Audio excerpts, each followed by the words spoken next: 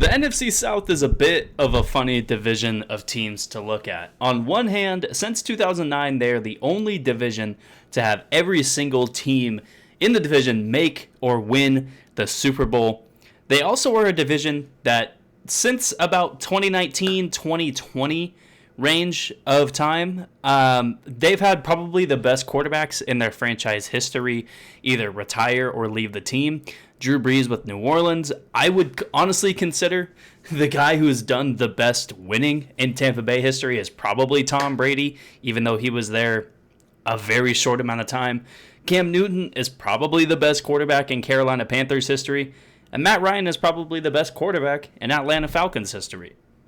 And we kind of see that this is a division that has turned over a new leaf for every single team. On some hands, you have teams that are drafting quarterbacks in the first round or second round, or in the Tampa Bay Buccaneers case, you have them go after a free agent quarterback that can still keep them at a competitive pace. Now focusing on the draft grades for every single team in the NFC South and starting with the Carolina Panthers. First, looking at what their roster looked like before the draft. This was a team that, they think they have their quarterback in place. They think they have their running back in place for the future. It was time to address the skill position group of this team and also add a little bit on defense to kind of aid in the low sack totals and start maybe getting some turnovers on that side of the ball as well. I think Carolina did a pretty good job addressing those needs in the draft this year. Teteroa McMillan with the number 8 pick overall, and then followed up by 2 defensive ends in Nick Scorton and Princely Umanmielen. This was a draft where, like I said, they kind of needed to address the skill group, and they needed to address the ability to get after the quarterback and force turnovers. I think they did a pretty good job of that. And so I'm going to give them a B for this year's draft. They added a lot of talent. Like, just straight up adding talent, they did a great job this year. Even all the way to round 6 when they got Jimmy Horn at pick number 208. I think that's going to be a pick where we look back and kind of wonder, why did this guy fall even past the 3rd or 4th round? And Ted McMillan, I think, is a good pick. But can he really be a number 1 receiver, especially if he's going to have the likes of Adam Thielen and Xavier Legette and Jimmy Horn around him? And we don't know yet if Bryce Young is really a top caliber quarterback yet. It's been a struggle these first 2 years. So whether or not Ted McMillan ends up being a true number 1 receiver is going to kind of make or break this draft. But I still think overall this was a pretty good year for the Carolina Panthers. Next up is the Atlanta Falcons. Technically, I was supposed to start with them, but oh well.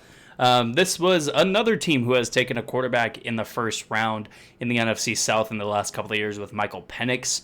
And we're kind of seeing right now with OTAs going on, there's a bit of a situation with the Kirk Cousins.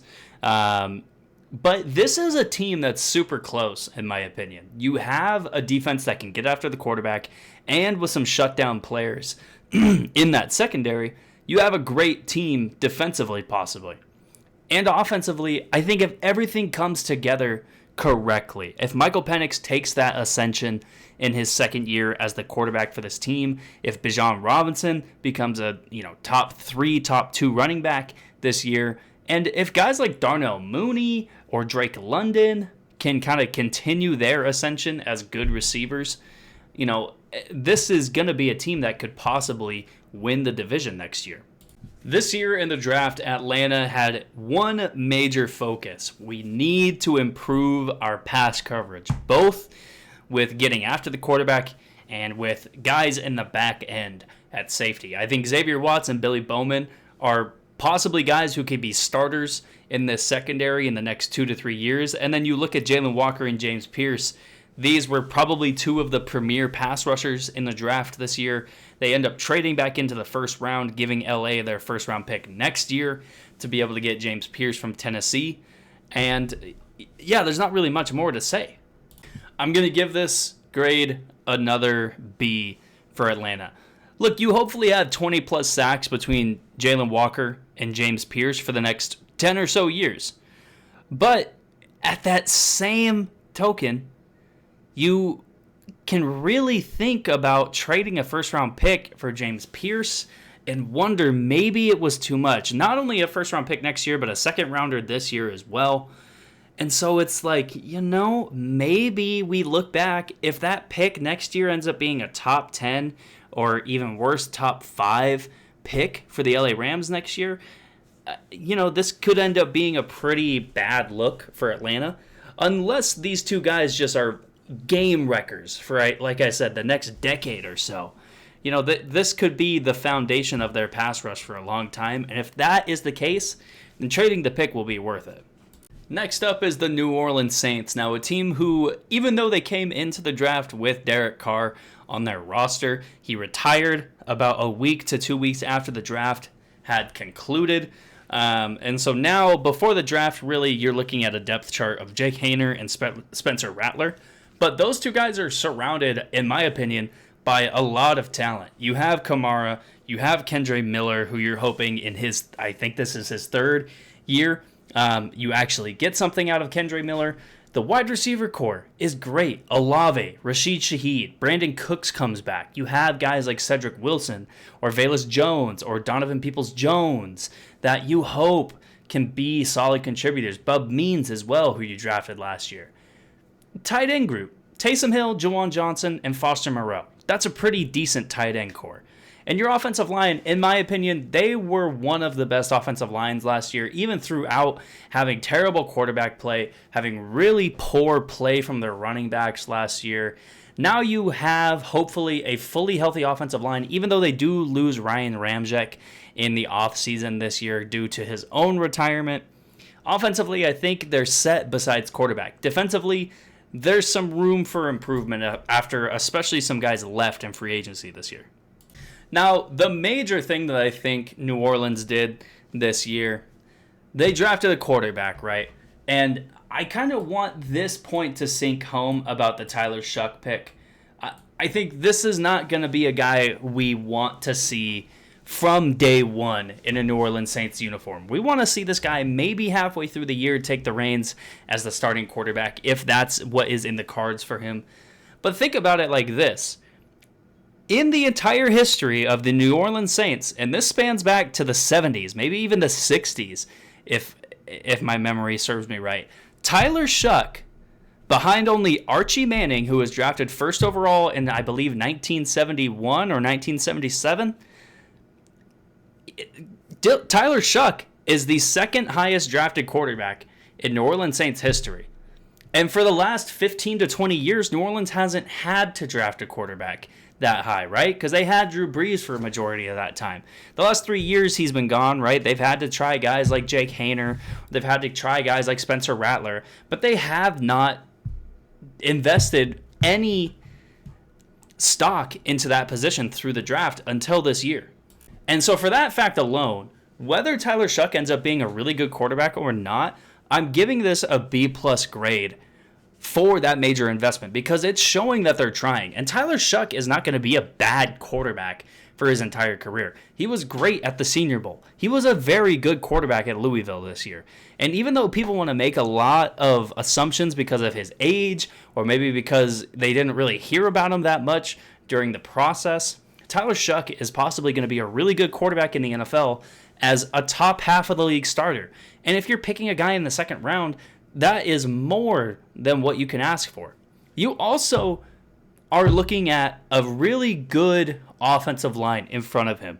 Kelvin Banks, whether he's a tackle or guard this year, he's going to improve that offensive line even better than they have been. I think the Devin Neal pick at 184, he could be one of the best value selections among all the running backs in the draft this year. Getting him at 184, in my opinion, is a steal. Next up, the Tampa Bay Buccaneers, the team that won this division in 2024 with a 10-7 record. This is a pretty complete team. You have your quarterback, you have your skill group, you have your offensive line, you have your defense. Even before the draft, I think they're returning the team that they brought in with last year. They add Hassan Reddick to take over for Joe Shoyinka, who went to Cleveland, I believe. But this is still a pretty similar team to what they were last year, pre-draft.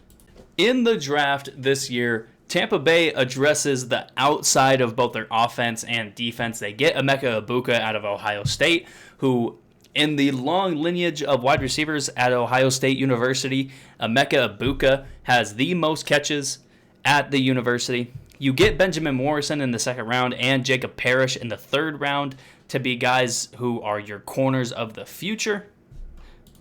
Grade-wise, I give Tampa Bay a B-. I didn't really understand the Egbuka pick.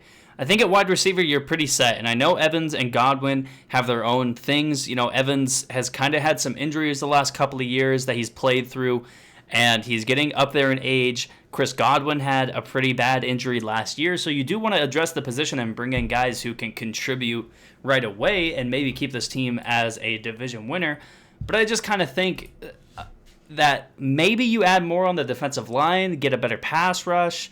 I know they get Benjamin Morrison and Jacob Parrish in the second and third round, and those could be two guys that might be starting corners in year one for this team. But I still kind of wonder just if maybe they could have gotten more out of their first round pick with Egbuka if they would have went in a different direction. But it still is probably the right pick to put him on this team, let him grow behind both Evans and Godwin, and see if once those two guys are gone, if Egbuka can be the number one wide receiver of the future.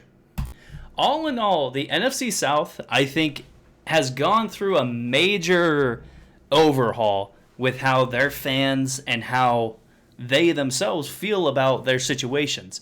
And mostly it's due to the quarterback position. In the last 2 to 3 seasons, every single one of these teams has made a major change at quarterback. Baker Mayfield signs with Tampa Bay. Tyler Shuck gets drafted this year. Michael Penix got drafted last year. Bryce Young got drafted 2 years ago. And so there's a lot of change within the NFC South at the quarterback position. There's going to be the Tampa Bay Buccaneers and probably the Falcons gunning it out for that NFC South championship, while Carolina and New Orleans try to continue to improve. And I think in the draft this year, they took the right steps forward to be able to do that.